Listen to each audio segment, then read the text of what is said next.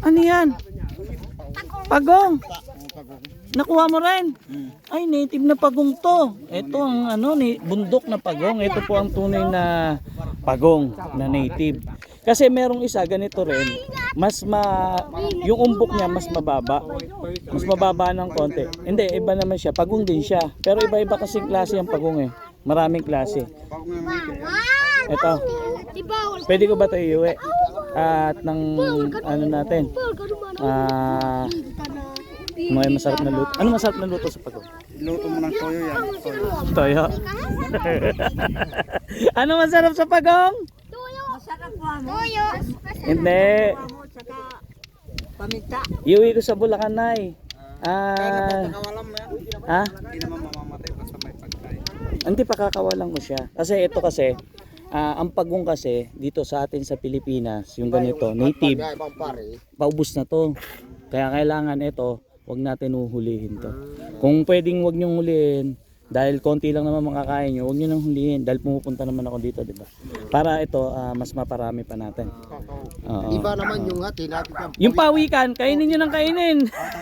Oo, hulihin nyo nang hulihin. Oo, snake, yun ang hanggat. Snake turtle yun eh.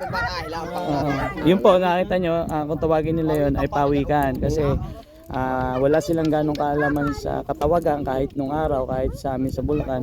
Tinatawag din siyang pawikan. Kaso nga lang, yung may mga namimingwit, yung mga magagaling na at alam na ang social media, alam na ang tawag. Kaya tinatawag na siyang snake turtle. Ito, iuwi din natin. Papasok natin dito. Hindi tayo, papakawalan ko. Papalagay, palaki mo yan. Hindi, pakakawalan ko dun sa ilog namin para dumami. Tansya ko eh, babae to eh. Oh, kailangan kasi dumami siya. Pero ingatan mo anak, makalimutan mo yun pag naghawak ka, kahit na anong dinala mo, makalimutan mo. Ganun na yun ang pagong. Ito ang bertod niya. Pag ginawa ka, wala kakalimutan. Makalimutan mo yung hawak mo. Eh hindi, wag naman sana brief, makakalimutan ko. Sige, iuwi na lang natin ito. Ito po yung suso na ibinigay at tinuli nila para sa akin. Yes, talagang naghahanda na sila ngayon pagka dumarating ako, di ba? Pako? Yung na kinakain niya. Yung pako yung mga sapa. Oo, sa sapa. Saka yung mga tubig. Oo, yung mga pagkain niya. O, di ba? Yung pagong, abangan niyo po kung saan natin dadalhin yan. O anong luto? Ano ba gusto niyo? Hindi natin niluto yan kasi mas mainam. Pakawala natin. Ganda dito, di ba? Yan, nagluluto na po ng tanghalian. Ano yan, puso? Ay, hindi ko naman mabibisit. Naka-single tayo. Ang dami talaga nila pauwi sa akin. Nakakatuwa. Kailan ka sa bundok? Parang mga so. Pupunta muna ako. Ha? Kasi yung pamangkin ko doon namatay.